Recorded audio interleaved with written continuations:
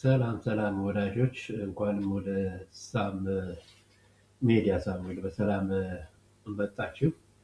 እንግዲህ ይህ ሚዲያ እ፣ በየወቅቱ በየጊዜው በየሰዓቱ በቀናት በየሰዓቱ እንደ ሁኔታ አዲስ ኢንፎርሜሽን በማገኝበት ሰዓት ወይም ደግሞ በሚኖርበት ሰዓት የማቀርብላችሁ ይሆናል እና ከወቅታዊ ሁኔታ የተያዙ ነገሮችን ነው የማቀርበው። ስለዚህ በየወቅቱ በተወሰነ ሰዓት ሳይሆን በየወቅቱ ስለማቀርብ ኢንፎርሜሽኑን እንዳያመልጣችሁ ላይክ፣ ሼር እና ሰብስክራይብ አድርጉ ብዬ የዛሬውን ርዕስ ያደረግኩት የወቅቱ ሁኔታ እንግዲህ በዛሬው ዕለት በኢትዮጵያ አዲስ አበባ ላይ ጣሊያን እና የአፍሪካ መሪዎች ውይይት ይካሄዳል እና በዚህ ውይይት እስካሁን ድረስ ያልሰማችሁትን ነገሮችን አዲስ ነገሮችን ላቀርብላችሁ ፈልጌ ነው። ምንም የትኛው ሚዲያ ላይ ያላያችሁትን ማለት ነው። እና በዚህ መሰረት እንግዲህ ምን አይነት ሪሌሽንሽፕ እንዳለን አነብላችኋለሁ። ትንሽ እንግዲህ በማነብበት ሰዓት ምናልባት እንትን ችግር ካለም ያው ከሀገር ከወጣኝ ወደ ከ34 ዓመት በላይ ስለሆንኩኝ ምናልባት አማርኛውን የማንበቡን የመርሳቱ ትንሽ ሊከብደኝ ይችላል። ግን እንደ ማንኛው እንደ ምን ብላችሁ አንደርስታንድ እንድታደርጉ ይፈልጋለን እና ይሄኛው የጣሊያን ግንኙነት በአስቸጋሪ ሁኔታ ወይ ደግሞ የቅኝ ግዛት ዘመንን አልፎ ወይም ደግሞ ይሄ ጣሊያን ወረራን ጊዜውን አልፎ በአሁኑ ወቅት ወደ ጠንካራ ዘርፈ ብዙ ስትራቴጂካዊ አጋርነት የተሸጋገረ ግንኙነት ነው ያላቸው እና ጣሊያን በአሁኑ ጊዜ የኢትዮጵያ ቀዳሚ የአውሮፓ ንግድ አጋር በመሰረተ ልማት ግንባታ ትልቅ ኢንቨስተር እና በክልላዊ ደህንነት ረገድ ቁልፍ አጋር ናት።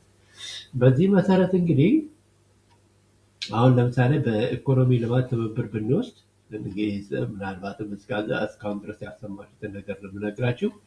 ጣሊያን ከኢትዮጵያ ዋና ዋና የዓለም አቀፍ አቅራቢዎች እና ቀዳሚ የአውሮፓ የንግድ አጋር ናት። በዚህ መሰረት እንግዲህ ዋና ዋና ኢንቨስትመንቶች ለምሳሌ ጣሊያናዊው ኩባንያ ወይ ደግሞ ሳሊኒ ወይ ደግሞ በአሁኑ ሰዓት ቢልድ በቃ ተውትሱን የአዲሱን ሰብ ትንሽ ለማስታወስም ይረዳል ይከብዳል። በሳሊኒ ይውሰዱት እና የሳሊኒ ኩባንያ የታላቁ የኢትዮጵያ ህዳሴን ግድብ ዲዛይን እና ግንባታን ጨምሮ ከ9 ቢሊዮን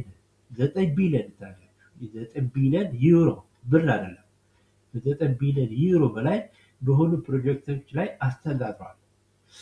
ኢንቨስት አድርጓል አይደለም፣ እዚህ ላይ አስተዳድሯል። ልክ እንግዲህ የህዳሴው ግድብ ሳሊኒ ነበረ እንትን ያለው ሁሉ ነገር ኮንስትራክሽኑ ምንድነው ዲዛይኑ ሙሉ ሁሉ በዛ መሰረት እንግዲህ ያ ኢንቨስተሮችን ሌሎችንም ጨምሮ ከ9 ቢሊዮን ዩሮ በላይ ነው እንግዲህ ያስተዳድረው። በዛ ነው የሚባለው ወይ ደግሞ ያስተዳድረው።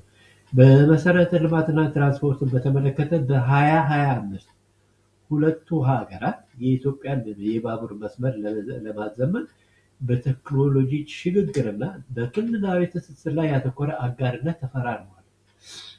አምና ማለት ነው ይህንን የተፈራረሙት መሰረተ ልማትና ትራንስፖርትን በተመለከተ። እንዲሁም የፋይናንስ ማዕቀፎችን በተመለከተ ከ23 እስከ 25 ማለትም ለሶስት ዓመት ባለፉት 3 ዓመታት የትብብር ማዕቀፍ በግብርና፣ በጤና እና በትምህርት ዘርፎች 180 ሚሊዮን ዩሮ የሚገመት እርዳታና ቀላል ብድር እንትን ብሏል ማለት ነው። ተከናውኗል ወይ ተፈራርሟል ወይ ደግሞ እነኚህ ሁሉ የአካተተ የፋይናንስ ማዕቀፎች ላይ እንትን ብሏል ማለት ነው። ከ2026 እስከ 2028 በሚቀጥሉት 3 ዓመታት ከዚህኛው ዓመት ጀምሮ በሚቀጥለው ዓመትና ከዛ ቀጥሎ ለ3 ዓመታት እንደገና በአዲስ መልክ 250 ሚሊዮን ዩሮ ማዕቀፍ በማዘጋጀት ላይ ናቸው። ምናልባት ዛሬ የሚፈራረሙ ይሆናል አላውቅም፣ ግን ዝግጅት እያደረጉ ነው እና የኢትዮጵያና የጣሊያን ግንኙነት እጅግ በጣም የተሳሰረ ነው። እንግዲህ ባለፈው እንግዲህ ተሸንፈው ቢሄዱ ከዛ በኋላ አዲሱ ትውልድ ጋር ያለው ሪሌሽንሽፕ በጣም ጠንካራ ነው ለማለት ፈልጌ ነው። እና በዛሬው ዕለት እንግዲህ ጣሊያን ከሞላ አፍሪካ መሪዎች ጋር ስብሰባ አዲስ አበባ ላይ ተቀምጠዋል ማለት ነው። እና አሁን ደግሞ በስትራቴጂካዊና ፖለቲካዊ ትስስር በተመለከተ የሁለቱ ሀገራት ፖለቲካዊ ግንኙነት በመደበኛ ከፍተኛ ዲፕሎማሲያዊ ልውጦች የሚታወቅ ነው። ለምሳሌ እንግዲህ እዚህ ከፍተኛ ደረጃ ላይ ደርሰዋል በምንበት ሰዓት የማይቴይ ፕላን ወይም ደግሞ የማይቴይ ፕላን ጣሊያን ኢትዮጵያን በአፍሪካ የምታደርገው የማይቴይ ፕላን ማዕከላዊ ምሰሶ አድርጋ ትመለከታለች። እንግዲህ የአፍሪካ ዋና በር ናት ማለት ነው ኢትዮጵያ። ይህም ጣሊያንን በአውሮፓና አፍሪካ መካከል የኢነርጂና ኢኮኖሚ ድልድይ ለማድረግ ያለመ ነው። የቀጠናዊ መረጋጋትን በተመለከተ ጣሊያን የኢትዮጵያ የምስራቅ አፍሪካ ቀጠናዊ ሚና ትደግፋለች። በብዙ መንገድ ነው እንግዲህ ኢትዮጵያ የምትደግፈው። ለምሳሌ በስደተኞች አያያዝና ሰላም ማስከበር ተነሳሽነቶች ላይ በጣም ነው የምትተባበረው። መከላከያን በተመለከተ በ2019 የተፈራረሙት የመከላከያ ስምምነት የጋራ ወታደራዊ ስልጠና፣ የሕክምና ትብብርና የሰላም አስከባሪ ድጋፍን በተመለከተ በእነዚህ ዙሪያዎች ተፈራርመዋል ማለት ነው።